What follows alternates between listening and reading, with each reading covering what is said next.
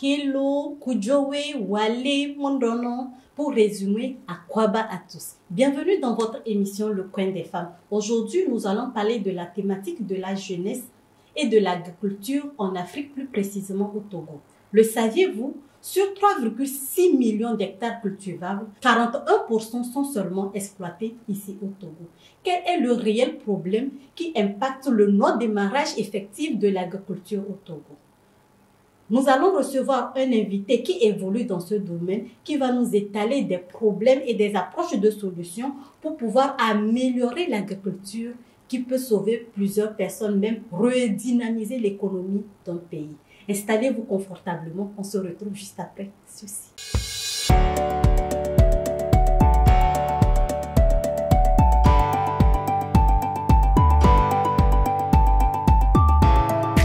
Ma chérie, tu fais quoi dans les rangs? Depuis le matin, je suis ici pour écraser mon maïs. Hé, ma chérie, tu perds ton temps. Moi, je viens du marché comme ça avec mon sac de Ebly Food, la farine de maïs déjà emballée. Ebly Food? Ebly Food, c'est de la farine de maïs naturelle, bien traitée, bien conservée et débarrassée des débris, cailloux et poussières. Disponible partout en format de 1 kg, 2,5, 5 et 25 kg, et ceci moins cher. Téléphone plus 228 92 27 05 05 22 25 54 84. Ebly Food, que votre nourriture soit votre médicament. De retour sur ce plateau, je reçois pour vous Monsieur Martin Yao Yao, responsable d'association Promo Paysan. Bonsoir monsieur. Bonsoir Clémence. Comment vous allez? Je vais bien Clémence. Nous vous remercions de nous avoir honorés de votre présence. Le plaisir est partagé. Toujours un plaisir de partager ce plateau, toujours un plaisir de l'écouter avec ces nouveaux mots, toujours un plaisir de nous faire améliorer notre vocabulaire. Miss Likovine, bonsoir Likovine. Bonsoir Clémence. Comment tu vas? Je vais bien et toi? Ça va, tu es particulièrement charmante ce soir. Merci beaucoup. Alors, fais-nous voyager dans ton univers. Bonsoir très chers téléspectateurs, j'espère que vous allez bien. Alors, bienvenue dans votre rubrique que vous aimez tant. Une rubrique qui vous permet d'améliorer votre vocabulaire, qui vous permet de vous démarquer de la masse à travers les mots qui sortent de votre bouche. Mesdames et messieurs, aujourd'hui, nous allons à la découverte d'un nouveau mot, pas très connu, mais qui va vous aider beaucoup. Il s'agit du mot darder, qui signifie tout simplement jeter ou lancer. Un exemple pour enrichir, je crois que Joseph ne m'apprécie pas. Tu as vu le regard furieux qu'il vient de darder sur moi? J'espère que vous avez aimé et apprécié ce nouveau mot. On se retrouve dans un autre numéro. Merci Likovine. Merci. Monsieur Yao Yao, d'entrée de jeu, on remarque qu'en Afrique, on a une terre cultivable assez riche, très riche. Mais le paradoxe est que en Afrique, on a un taux de famine assez élevé, tout comme aussi les gens meurent de faim chaque jour. Disons, c'est le même taux de famine. Comment vous expliquez ce paradoxe qui se présente à nous? Bien, merci Clémence. Merci à KG Afrique Média qui m'a donné l'opportunité aujourd'hui d'intervenir sur les médias. Et je voudrais donc, avec votre permission, me présenter un tout petit peu. Je réponds au nom de Martin Yao Yao, responsable de l'association Promo Paysan, une association qui fait la promotion non seulement des activités des paysans, mais aussi et surtout des produits agricoles vivriers comme des produits de rente. Alors donc, pour revenir à votre question, eh bien, le problème est très complexe.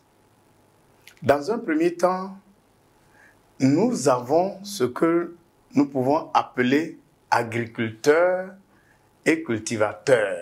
Oui, quelle est la nuance alors? Voilà, un agriculteur, c'est celui-là qui pratique et la culture de terre et l'élevage. Okay. Maintenant, un cultivateur, c'est celui-là qui justement travaille la terre pour en recueillir ou en ressortir les produits agricoles, surtout vivriers pour le petit paysan. Alors donc, en matière de culture, les surfaces cultivables, comme tu as si bien précisé, on a beaucoup d'hectares inexploités. Sur les 56 000 kilomètres que compte la superficie du Togo, 56 000 km², voilà, 56 000 km² que compte la superficie du Togo, pratiquement 65% sont occupés par les surfaces non exploitées, à partir desquelles il y a les montagnes et les forêts. Alors, quand on parle de la culture, ça veut dire c'est la production des produits vivriers. Et donc, au Togo, il y a deux types de cultures. Il y a la culture des produits vivriers et la culture des produits de rente. Pour la culture des produits vivriers, justement, nous tous, vivant sur terre au Togo, on en a besoin. Parce que tout le monde mange au moins par jour, ne serait-ce qu'une ou 3 fois, selon les circonstances et les moyens, voilà. Donc, en matière d'agriculture et surtout des produits de rente, ça c'est l'affaire de l'État. Mais ce sont les paysans qui cultivent et la transformation de ces produits ne se faisant pas sur place, il y a problème. Je mets ça de côté. Maintenant, les produits vivriers. Entre autres produits vivriers, nous avons les tubercules, entre autres le manioc, les yams, et les céréales comme le sorgho, le maïs, le haricot, le soja, pour ne citer que cela. Alors, toute cette surface que nous avons au Togo inexploitée, il y a deux facteurs. Le premier facteur, c'est le moyen d'exploitation. Parce qu'il n'y a pas longtemps, l'agriculture qui était rudimentaire est en train de quitter le stade rudimentaire pour le stade de révolution industrielle. Et donc, au jour d'aujourd'hui, la plupart des paysans sont en train de muter vers l'agriculture avec la roue, vers l'agriculture avec les tracteurs. L'agriculture moderne. L'agriculture moderne. Mais là où le problème se pose, c'est que ce n'est pas tout le monde qui a les moyens de pouvoir s'offrir un tracteur ou de pouvoir s'offrir les services de prestation des tracteuristes. Ce qui voudrait dire que le paysan lambda est obligé de continuer par exploiter ces surfaces cultivables avec la roue et la daba. Maintenant, par rapport aux jeunes, du moment où on considère sur le plan mental et par les préjugés, à tort ou à raison, les gens se disent que la culture de la terre n'a pas un salaire. Et puisqu'il n'y a pas de salaire, donc ce n'est pas un travail. Ce qui est archi faux. Un travail, si nous voulons être dans le domaine scientifique, ça fait le travail multiplié par la force, ça donne ce que ça donne, comme on le dit. Donc, la plupart des jeunes, vu l'évolution actuelle, ne s'entendent pas, selon eux, se rabaisser vers l'agriculture qu'on relègue au second plan et surtout du revers de la main gauche. Or, nous tous, nous vivons à partir des produits agricoles, surtout vivriers. Donc, je ne vous coupe pas la parole. Donc, si je comprends bien, ce qui veut dire que les jeunes eux-mêmes choisissent de ne pas cultiver la terre. Oui, du moment où ce travail n'est pas aisé, si vous n'avez pas les moyens pour vous faire offrir les prestations de services des tracteurs, ça veut dire qu'il faut se baisser avec toutes les difficultés possibles, d'abord de l'utilisation de la roue, de la daba, ensuite des herbes et tout ce qui en découle par rapport aux difficultés liées peut-être aux serpents, aux petits trucs qui sont de nature à décourager les jeunes. En dehors de ça se pose le problème qu'on ne peut pas maîtriser, les aléas climatiques. Un jeune peut se décider, faire un champ.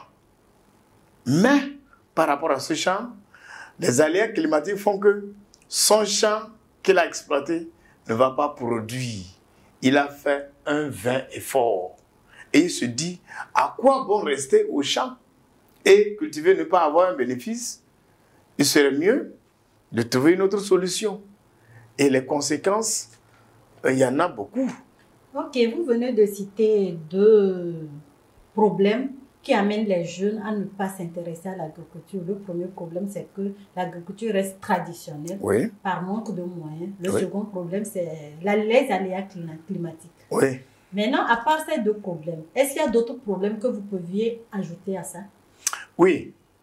Et en dehors des problèmes de pratiques rudimentaires et des aléas, il y a aussi le problème de la mévente des produits agricoles.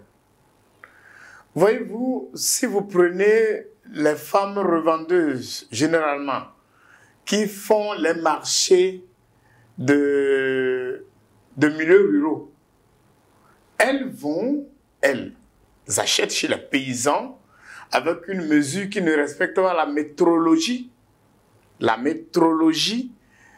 officielle.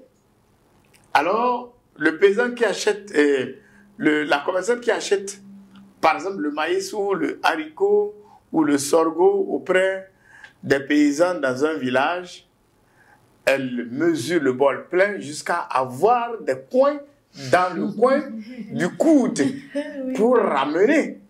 Et maintenant qu'elle arrive, au lieu de sa revente, elle essaie de juste mesurer le bol comme tel quel. Et donc, le supplément du coin du coude constitue son avantage, qui va essayer de payer un peu son trajet et les autres charges liées à son commerce. Alors, tout cela se résume au niveau, en tout cas, de la précarité de la vie. Si la vie n'était pas aussi précaire que ça, la femme qui va se déplacer aura acheté chez le paysan aussi à la chose normale et revendre à la chose normale. Ne serait-ce que ajouter un petit montant pour pouvoir amortir ses charges.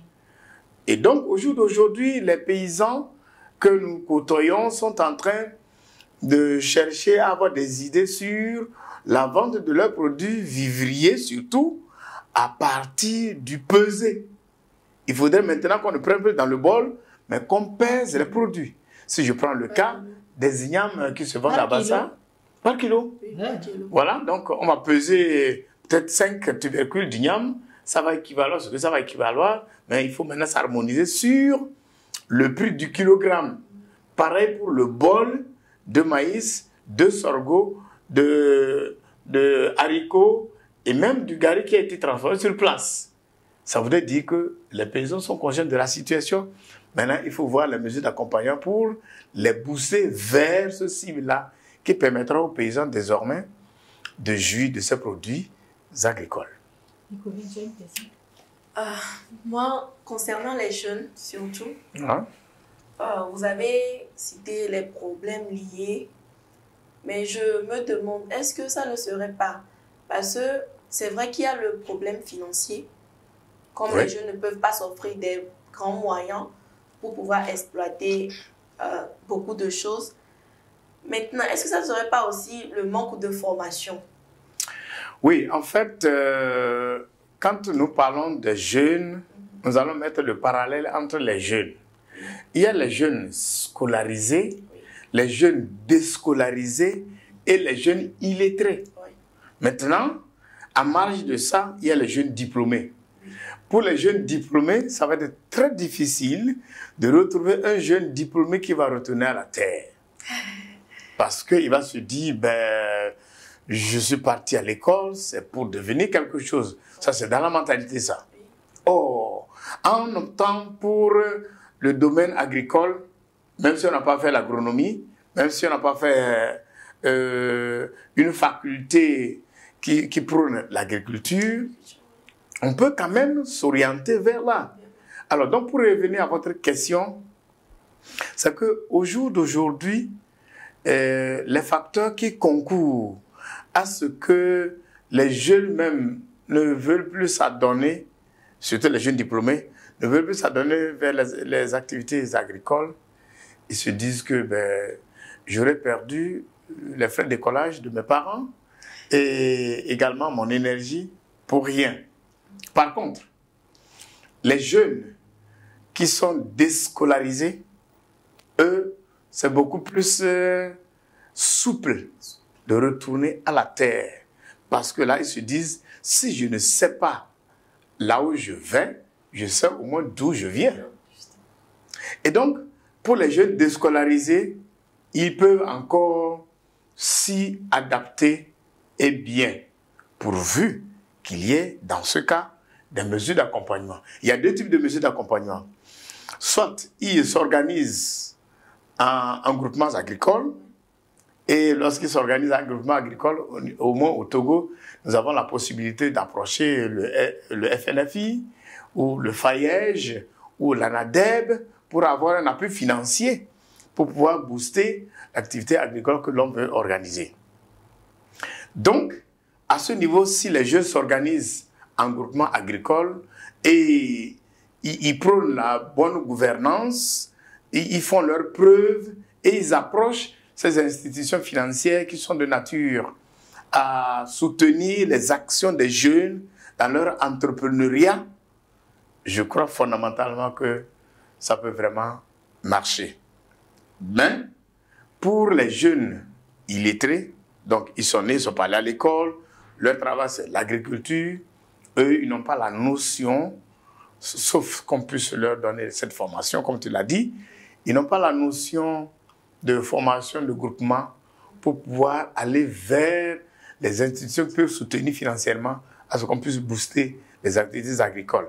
Donc, à leur niveau, eux, ils sont en train de peiner et ils en souffrent et ils en vieillissent prématurément.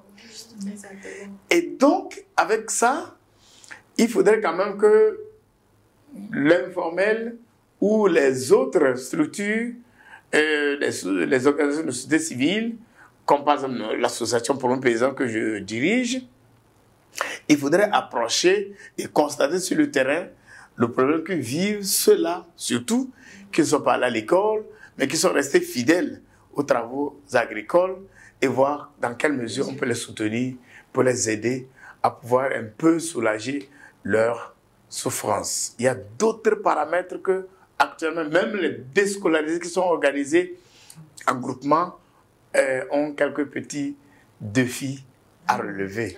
Donc, je crois qu'on aura le temps de décrypter ça aussi. On marque une petite pause, on revient pour voir les défis à relever. À tout à l'heure.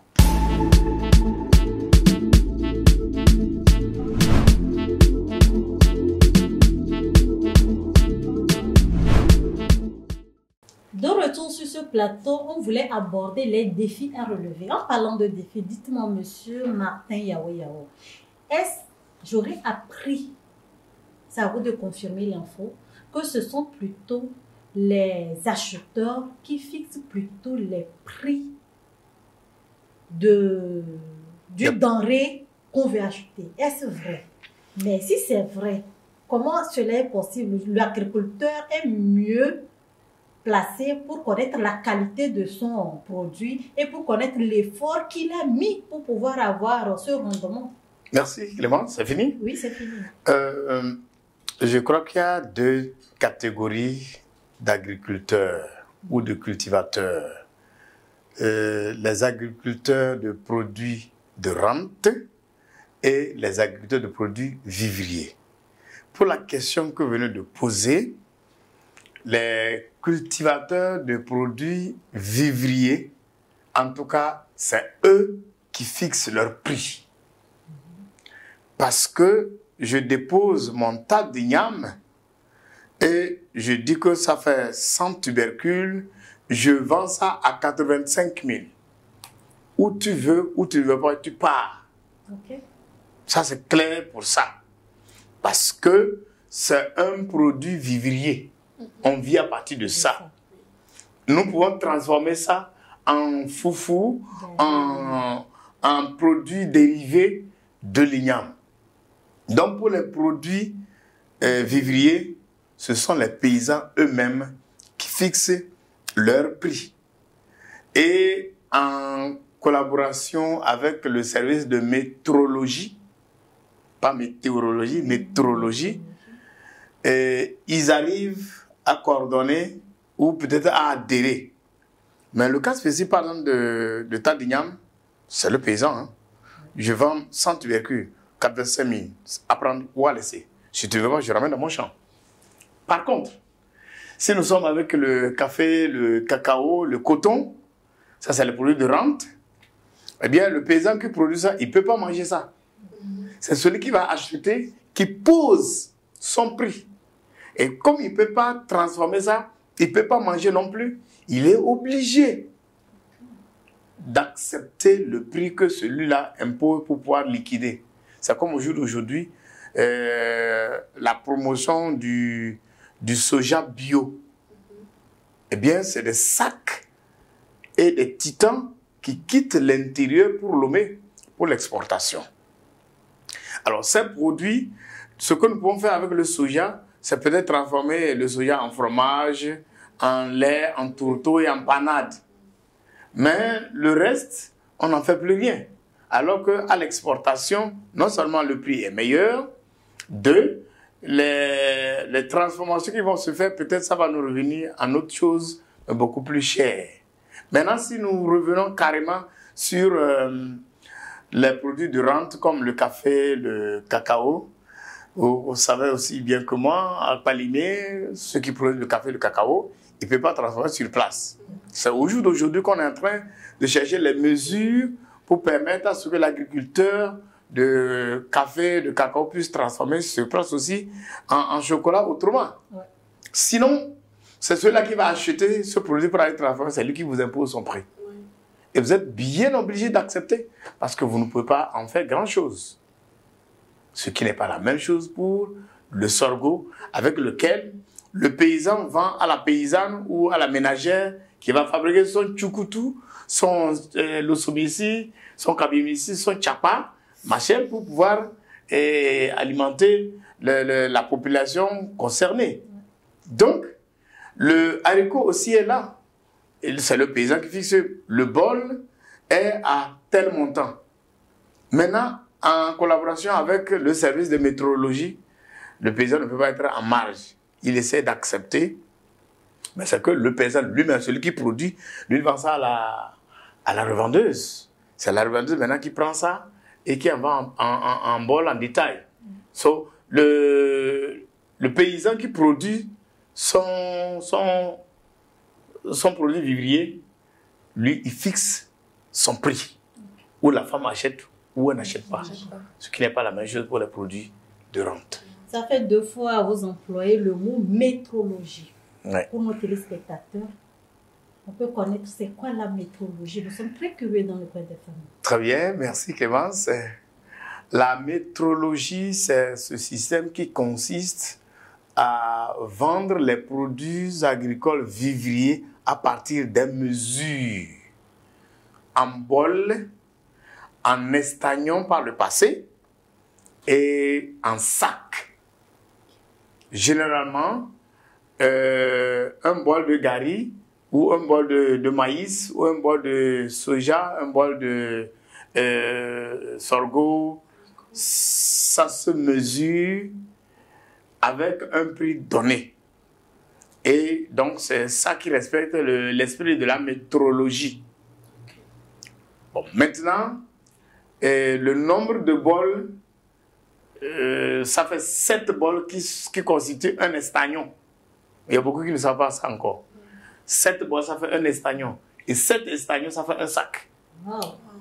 Donc, au jour d'aujourd'hui, on emballe un sac 40 bols, 60 bols.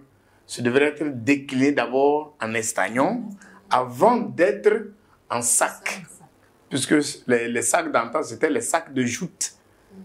Les sacs avec lesquels on fait des élections, on met les trucs dedans. Là. Ce n'est pas des sacs en plastique, okay, mais c'est des sacs en laine ou je ne sais pas comment on peut appeler ça. Donc, Voilà un peu ce que je peux dire sur la météorologie, qui est différente de la météorologie qui nous dit comment il va pleuvoir, quand est-ce qu'il va pleuvoir, où est-ce qu'il va pleuvoir. Météorologie est différente de météorologie. J'espère que la différence, elle est claire. On revient dans le vif du sujet. Entre-temps, vous avez parlé des difficultés à ce que les jeunes puissent travailler bien la terre, des difficultés mais pas les instruments. Les outils. Des outils rudimentaires et autres. Mais est-ce qu'on ne peut pas aussi associer la vilipendation maintenant des réseaux sociaux, les WhatsApp et autres? Les jeunes, en voyant ceci sur Internet, les autres faire ceci, faire ça, ils rêvent de ça, ils n'ont pas les conditions. Ils sont obligés maintenant de quitter les villages pour aller vers d'autres pays, pour aller vers les villes. Ils disent en jargon Kotokoli, même des Tchad. Comment vous pouvez expliquer cela? Bien. Ceux qui sont dans même des Tchad, il y a une situation qui se pose. La situation qui se pose à ces jeunes, c'est que sur le plan local, soit il y a l'aridité des sols, donc ils travaillent, ça ne produit plus, soit il y a la précarité qui gangrène leurs activités, ou parfois il y a le goût de quitter. Donc, sur les 100%, on a 115% quand même qui quittent les villages, donc l'exode rural, au profit d'un meilleur travail, d'une meilleure condition de vie. Or, en ville, lorsque nous sommes tous agglutinés là-bas, eh bien la situation devient beaucoup plus corsée. Et pour trouver à manger, ça devient difficile pour certaines personnes. Donc, certains même en Côte d'Ivoire, on dit que Abidjan est caillou. Parce qu'on quitte le village pour venir à Abidjan pour trouver facilité. C'est comme quelqu'un qui quitte Djarapanga pour Lomé, parce que Djarapanga, Tindiassi, il y a des surfaces cultivables, le sol est riche, mais à cause de peut-être la précarité, ou une situation qui met la personne mal à l'aise, elle décroche Djarapanga, Tindiassi pour Lomé, ne serait-ce que pour chercher les moyens de vie, les conditions beaucoup plus faciles. Ce qui ne va pas être facile parce qu'il ne connaît pas la réalité du milieu dans lequel il s'intègre. Donc il viendra rencontrer d'autres difficultés. Il va comprendre que Tindiassi c'est nettement mieux que Lomé. Parce que à Lomé, vous m'excusez, hein, pour faire ses toilettes, il faut payer. Alors qu'à Tindiassi, ben, tu fais ça comme ça, il n'y a pas de souci.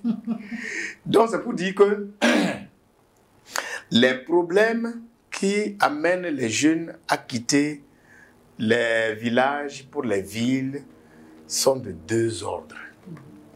Il y a la précarité et il y a le goût de l'aventure. Des gens quittent leur village pour abandonner l'agriculture, ils se retrouvent à Lagos ou quelque part au Nigeria ou quelque part même à Angoché à côté pour chercher de meilleures conditions, mais est obligé de retourner travailler de la terre, de tenir là-haut pour pouvoir trouver les moyens pour joindre les deux bouts de la semaine. Pareil pour ceux qui vont au Nigeria. Mais pour le Nigeria, c'est encore pire. Parce que là, il y a les personnes qu'on appelle les Oga qui vous convoient gratuitement. Mais arrivé là-bas, vous allez travailler 2 ans. Ça fait un vélo. 3 ans, ça fait un vélo, une radio. 4 à 5 ans, ça fait une moto. Vous travaillez, votre salaire est viré dans le compte de Oga et c'est après votre contrat, le mandat étant échu, c'est en ce temps que le Oga vous libère. Vous choisissez 2 ans, ça fait un vélo. Vous revenez avec un vélo. Mais combien vous choisissez 3 ans, ça fait un peu plus une radio-cassette. Vous choisissez 4 ou 5 ans, vous revenez avec une moto audio, Genshin ou des trucs qui donnent aux enfants, c'est eux qui sont partis volontairement. Donc ils sont obligés de se soumettre à ce qui va se passer. Et dans ça, les conséquences incalculables, c'est que d'autres, si tu es tombé malade là, il n'y a pas d'hôpital.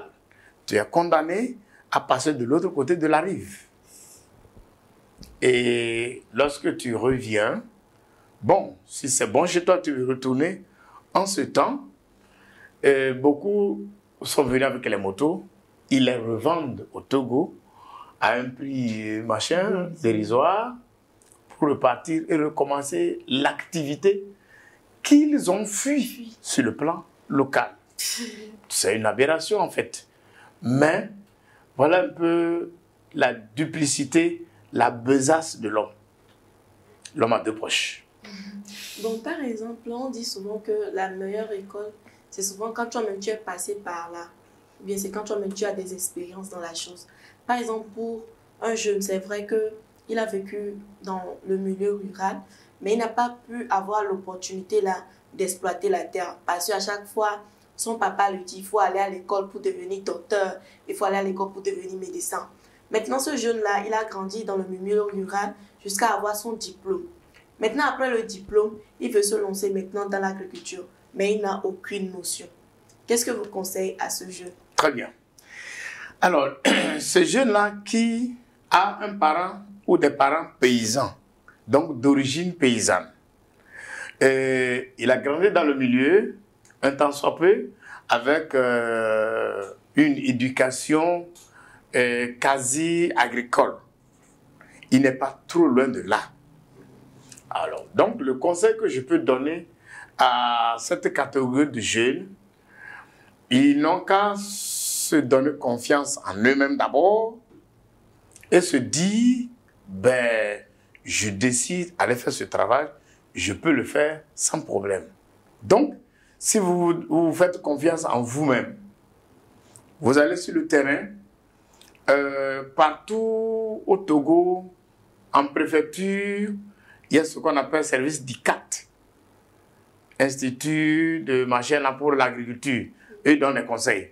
Maintenant, dans les milieux ruraux, il y a ce qu'on appelle les AC. Donc, ceux qui donnent des conseils.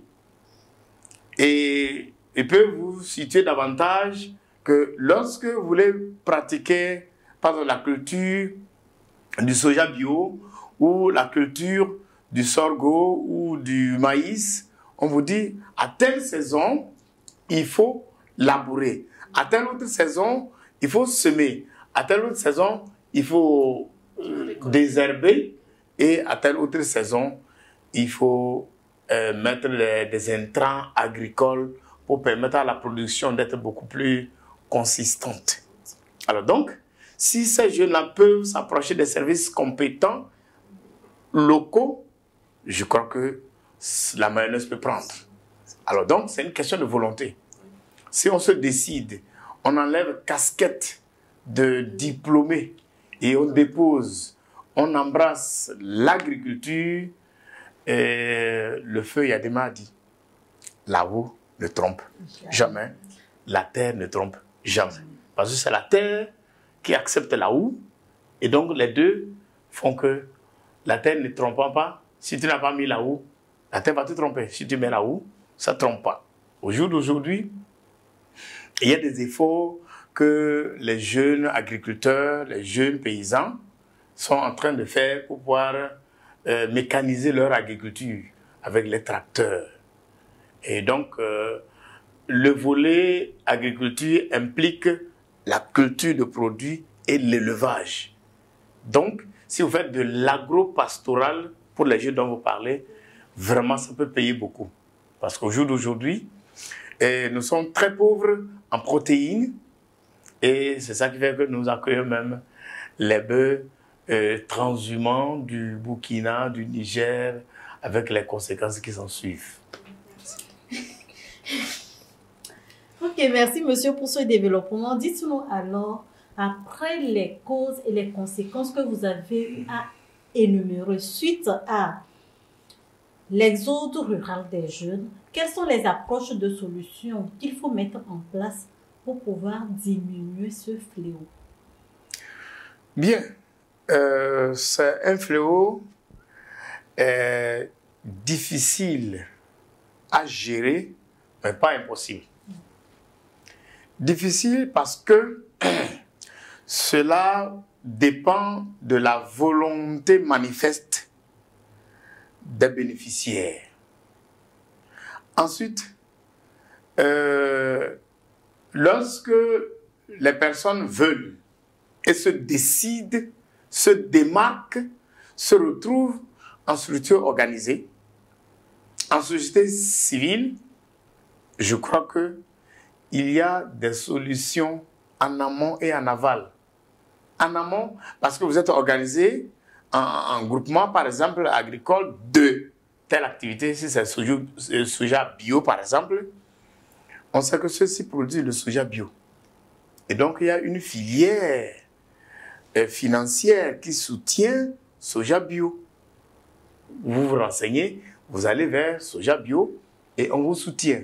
Si c'est autre activité, je prends par exemple le cas de l'Igname, eh bien, le service ICAT a un département de tubercules qui gère la façon dont il faut produire les tubercules et même les boutures avec le manioc. Parce que là, c'est très facile de pouvoir produire ces produits de l'agriculture avec la bénédiction des conseillers sur place. Et ces conseillers sur place nous permettent de réaliser nos objectifs, d'atteindre nos objectifs. Donc, pour me résumer par rapport à ta question, le conseil qu'on peut donner aux jeunes, que nous pouvons appeler les diplômés sans emploi qui se convertissent ou reconvertissent en agriculture, c'est une nouvelle orientation salutaire. Je crois que ceux-là peuvent s'organiser et toucher les services qui peuvent soutenir leurs actions en entrepreneuriat pour leur permettre de vivre à partir de ça. Et donc d'enlever dans ces idées que je vais à l'école forcément pour devenir un bureaucrate ou quelqu'un qui pourra être à l'aise avec tout ce qui peut s'en suivre. Parce que le monde évolue et ça va vite. Et le marché du travail étant saturé, il faudrait quand même que les jeunes puissent s'orienter vers les métiers porteurs d'emploi. Merci pour vos conseils et votre mot de fin. Il faut s'orienter vers les métiers porteurs d'emploi. C'est sur les mots de notre invité que nous refermons l'émission de ce jour. Comme l'a dit notre invité et feu notre ex-président, ancien président Yadema, la terre ne trompe jamais. J'ai confiance en ces mots. L'Eldorado ne te trouve nulle part. C'est à nous de travailler pour transformer notre univers dans lequel nous vivons en Eldorado. Abonnez-vous à notre page KG Afrique TV. Likez et commentez. Laissez en commentaire vos avis et suggestions. On se fera un plaisir de vous répondre. En attendant un autre numéro sur ce même plateau avec d'autres invités, restez focus sur vos objectifs. Bye.